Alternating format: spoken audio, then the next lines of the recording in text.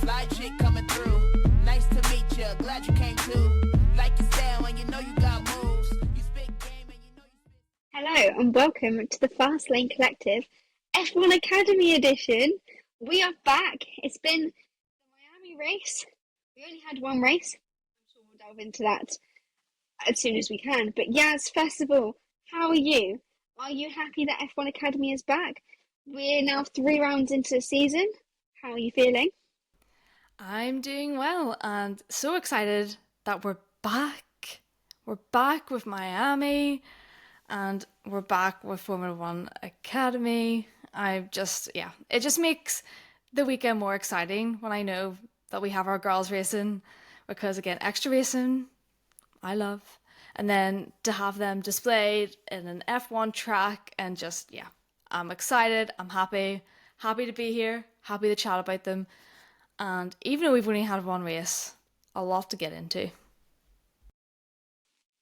Yes, there was a lot. To start off with, Yaz, we have had this weekend, they had this introduction to F1 The Academy documentary.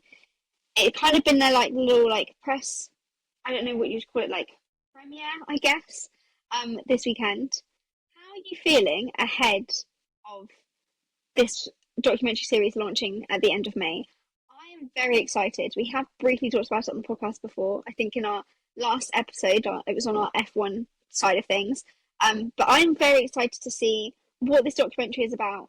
How do they tell the events of last season? What storylines they're going to focus on? Are you just as excited as I am? What is one thing you're hoping for from this documentary? I'm so excited for this. And I can't wait for it to come out. I think, honestly, as soon as it launches, I will be opening up Netflix and tuning in. And what I'm really excited for is to kind of get to know the girls on the grid more. Because that's what I really liked about Drive to Survive and other kind of docu-series about athletes.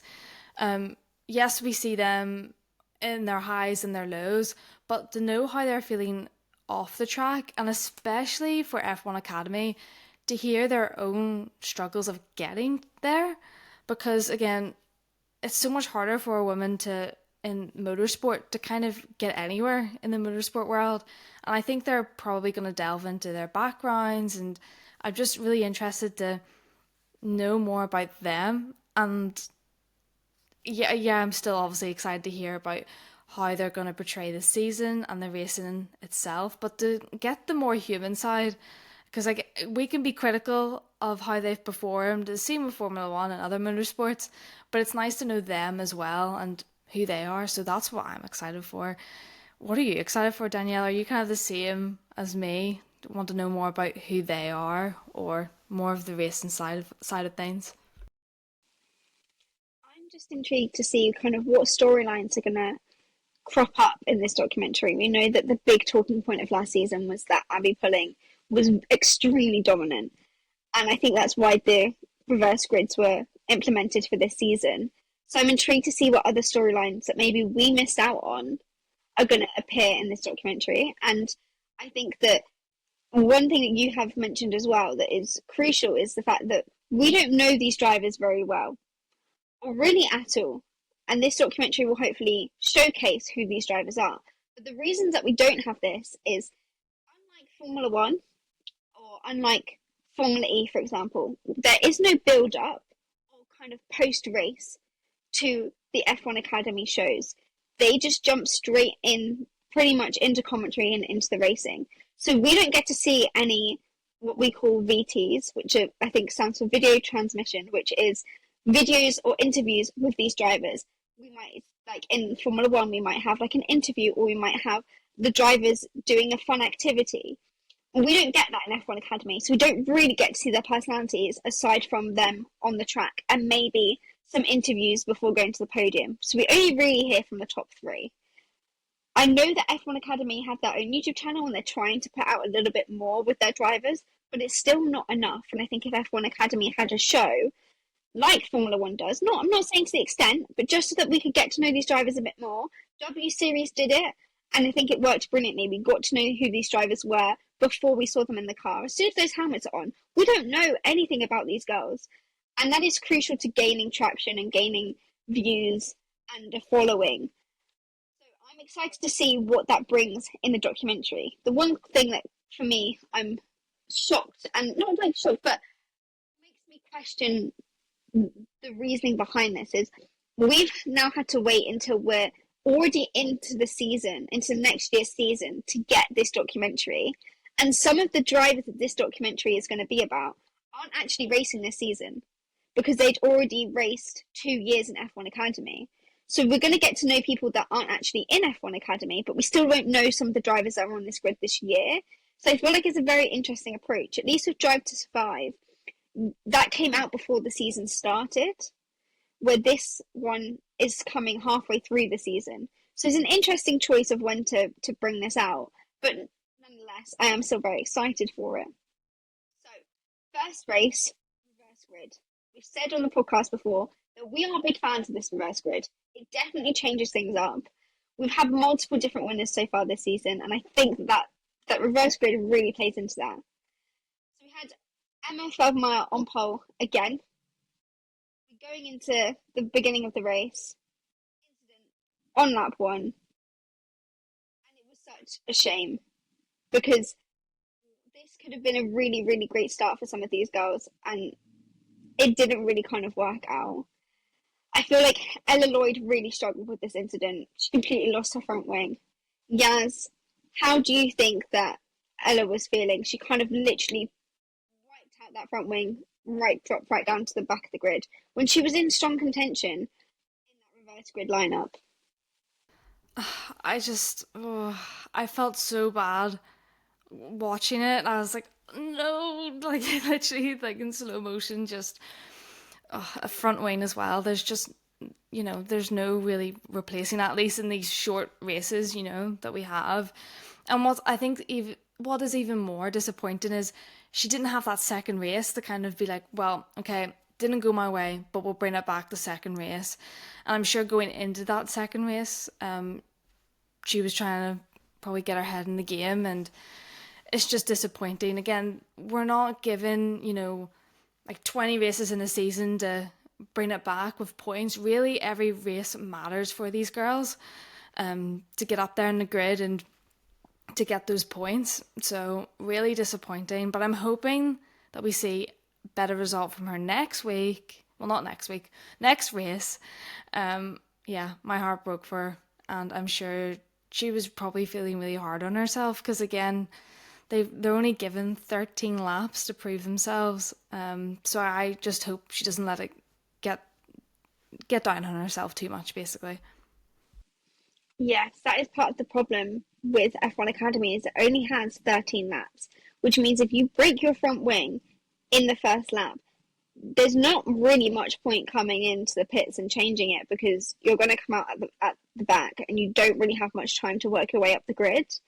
If this happened on lap 1 in F1, they had, I think it was like 59 laps or 57 laps. So they had a lot of time to then recover from that. But in F1 Academy, you don't. And it was unfortunate for Ella Lloyd to kind of have to see her trundle all the way back down to the grid, knowing that she's not going to have that opportunity to get herself back up there. And at this point in the series, we haven't got much left. Like, we're almost halfway, and every point is crucial in this championship. Especially as you only have 2 years in this championship. Like, you want to absolutely maximize your time here. And if you're going to have incidents on lap 1, you're never going to get through and get into those points that you desperately need. And it was a shame for Rafaela Ferreira, who was also involved in that incident. She DNF'd. So again, crucial points lost this weekend without a second race as well. It's going to be quite disappointing for them to really prove themselves if, they don't have the opportunity to.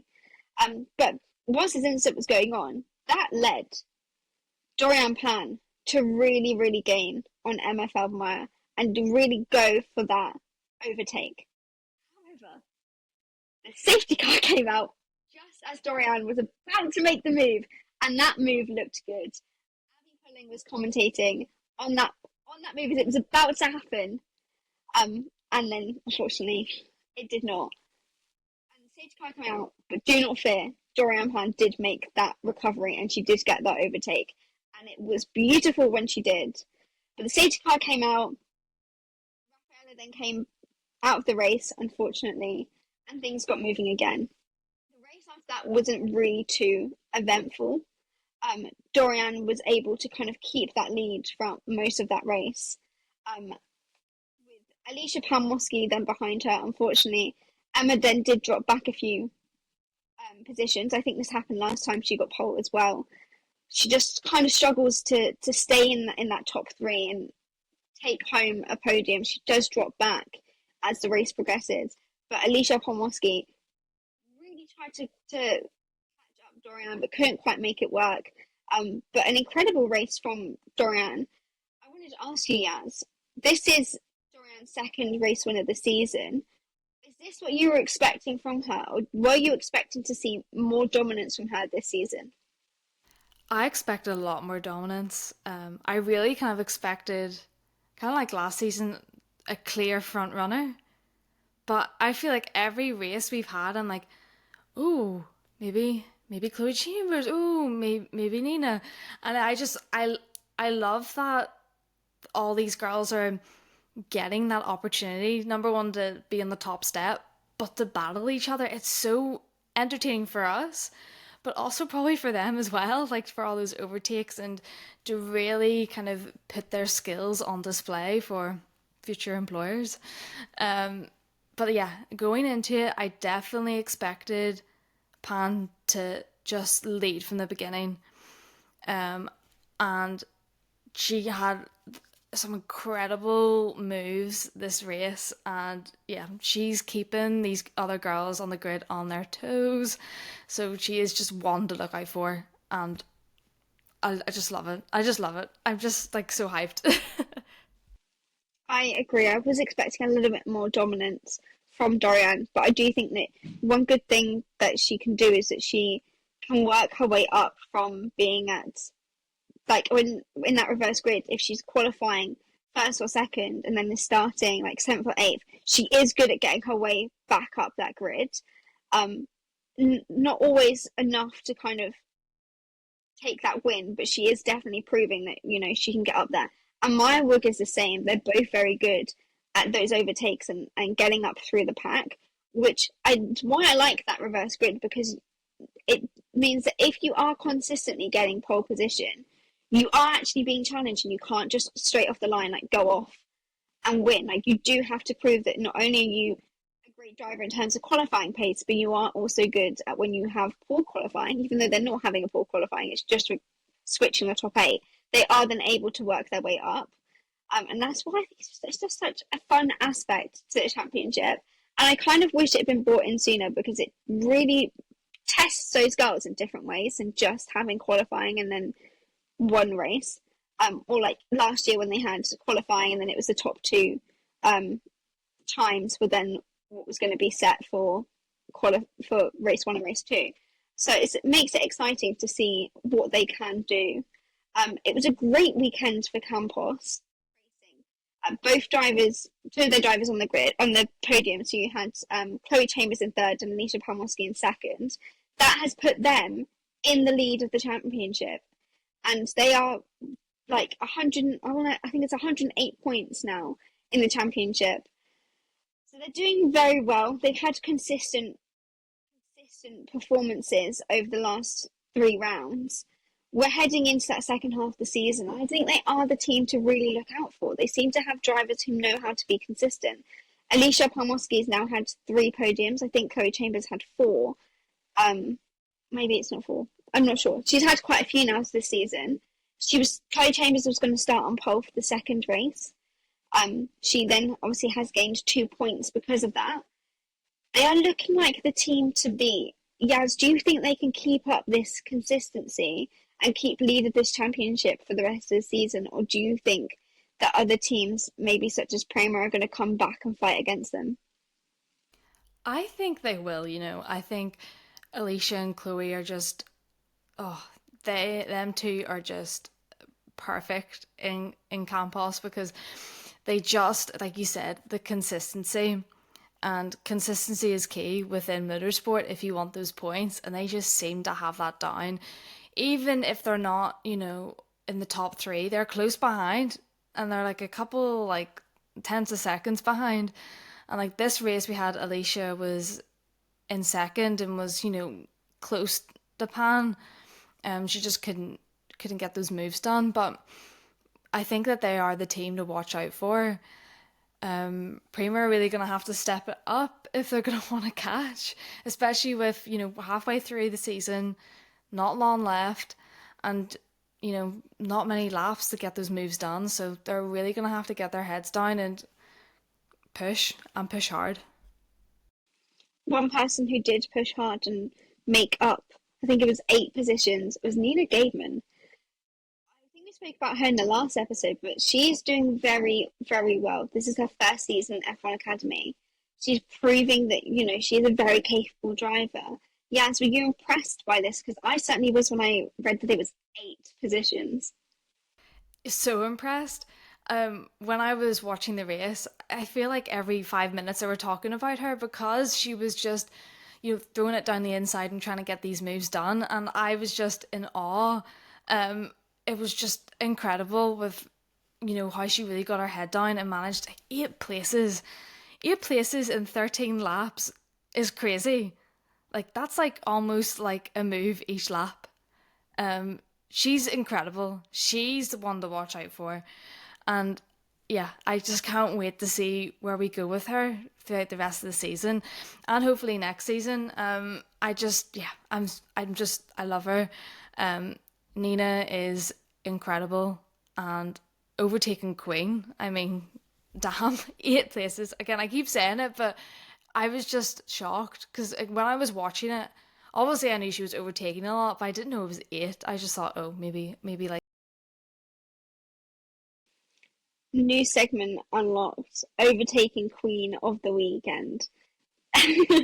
This weekend is going to Nina Gaidman. I'm going to include this in every episode going forward now, yes. I like it, overtaking Queen. Yeah, I would agree. I'm very impressed with Nina. Definitely. Knew going into it that, she'd had like good track record in other championships, so I kind of thought, okay, like, she's going to be one to watch, but 8 positions. I still am not over that statistic, and that's just so impressive.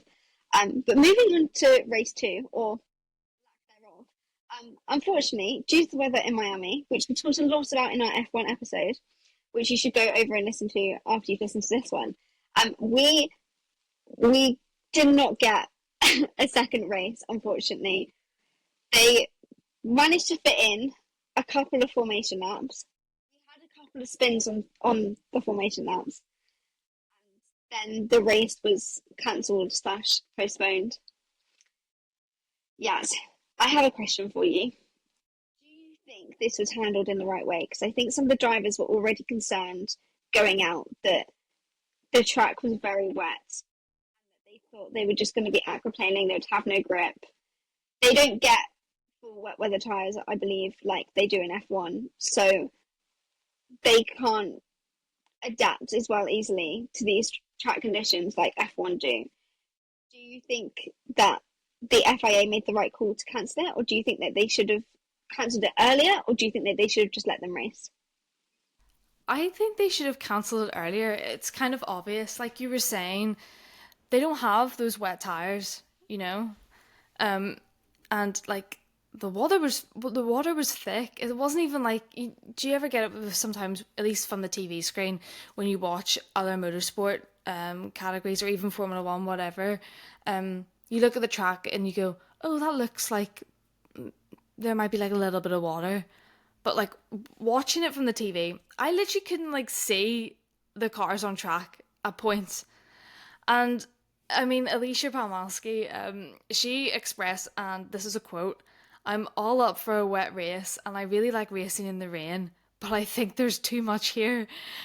Yeah, there's far too much. I mean, and I'm pretty sure like Chloe Chambers was saying, I feel like I'm in like an ice bath or something because they were drenched. They were absolutely soaked in this like cold rain. Yeah, I think it should have been cancelled earlier. it was obvious that like the downpour was going to be too much for these cars to handle. Like you said, no wet tires, and it's just, yeah, it was just a wasted time. I get that they were going to, at least go out and try, but there could have been an incident even in those tiny like well, I think we had like what, literally like two laps round. I just like, it was stupid, and they couldn't even see where they were going. I don't remember which driver it was, but instead of going around the corner, they just kept going forward into the runoff because they thought like they couldn't see in front of you. So yeah, should have just cancelled it and hope for the best. I agree. I think it should have been kind of cooled off before the drivers were even allowed on track. We have seen before in Formula One when you've had drivers go out in the rain and it be extremely unsafe. And like Alicia said, drivers do love driving in the rain, but not in these conditions where it's completely unbearable. You cannot see. It is dangerous. They're risking their lives. I think they've made the right call. It's just a shame that, again, we have like lost out on another race. I'm hoping that, they might do what they did before with F1 Academy last year when they had a race postponed. It was then moved to the following round. So then hopefully we'll have 3 races at the next round. I don't know if that is their plan or not. At the moment, we're not sure, but it's just such a shame that we missed out on another round of racing, which kind of means that we don't have that much to talk about in this episode.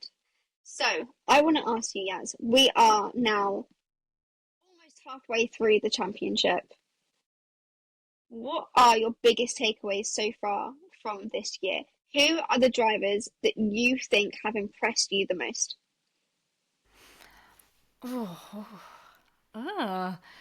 Biggest takeaways, I'm gonna say, is like, I think we've got an excellent range of talent.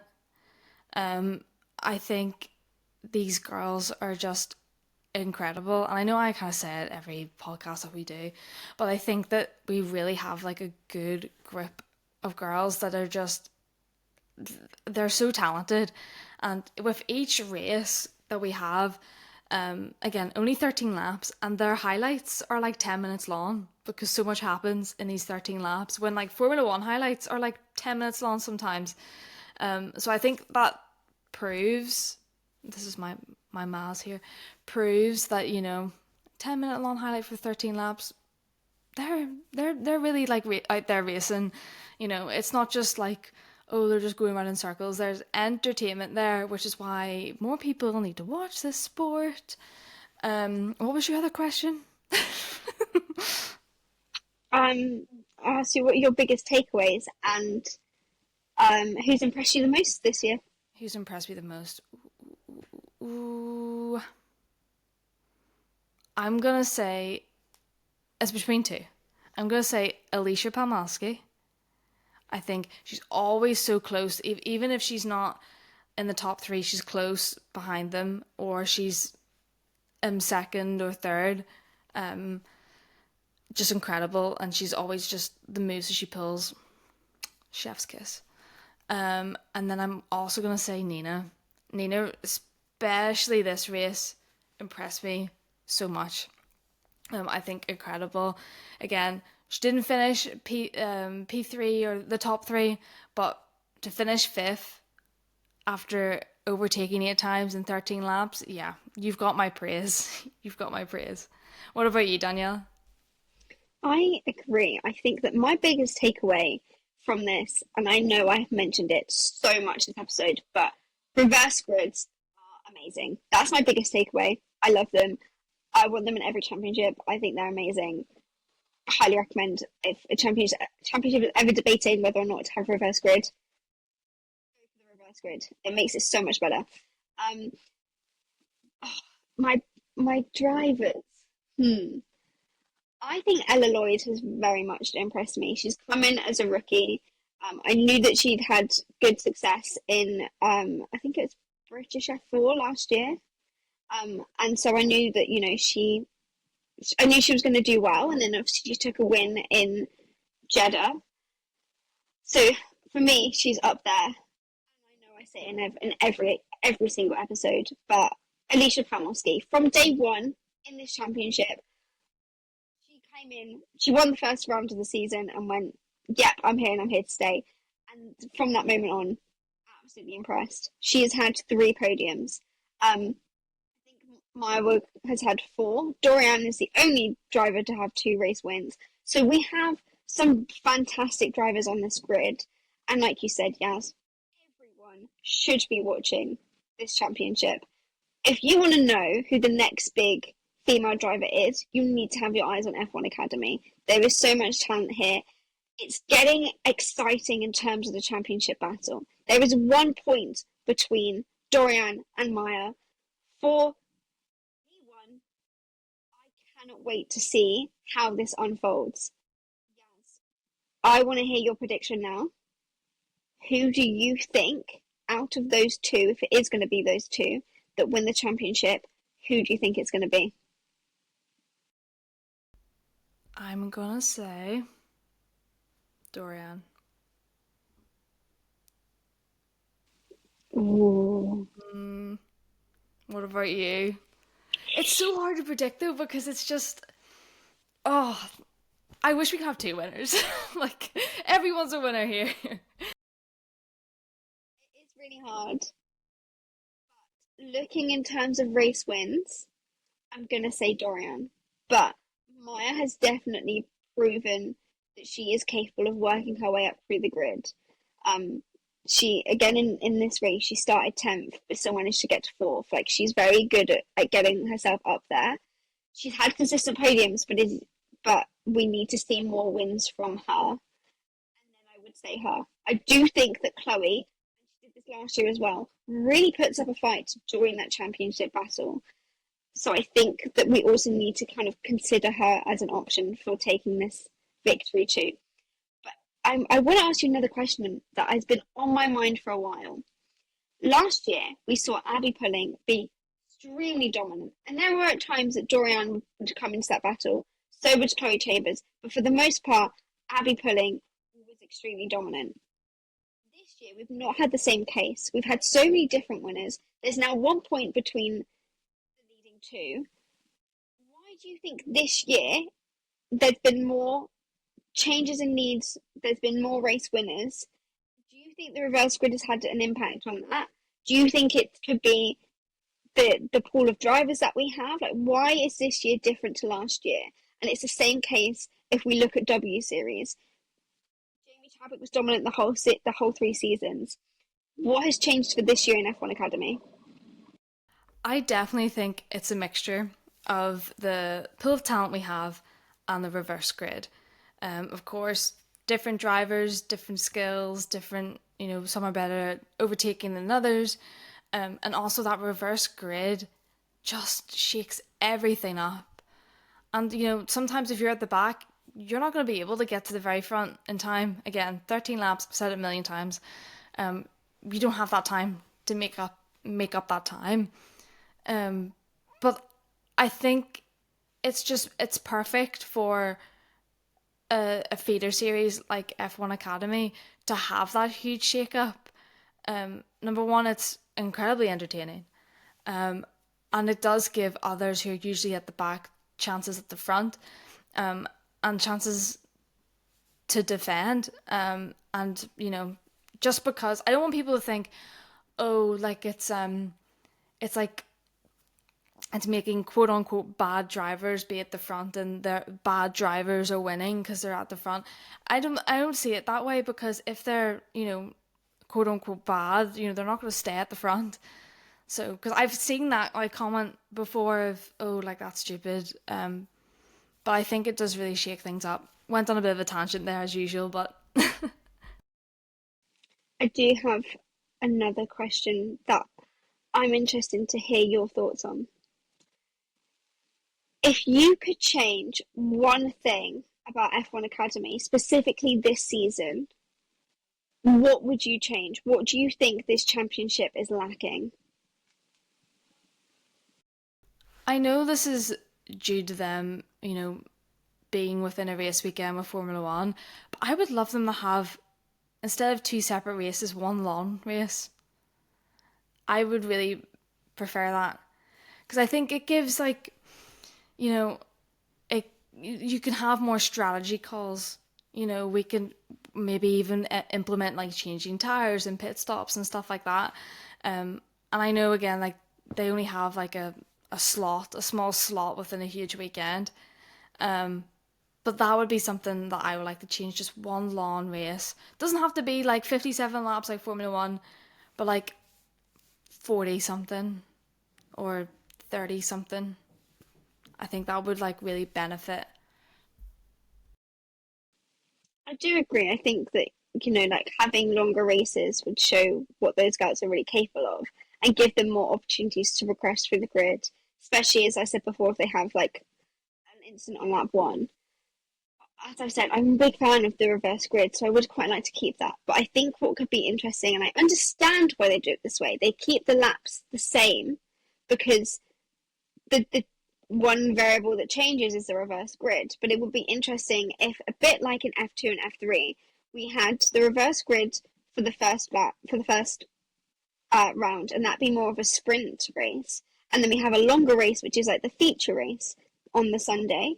And I understand it's probably to do with logistics, timings, being on an F1 weekend, trying to fit everyone in. I understand why they're shorter, but I think that could be quite beneficial, is seeing actually how those girls cope in a shorter race versus in a longer race. So that's what I would change personally, but then that might be just because I'm a big fan of the reverse grid.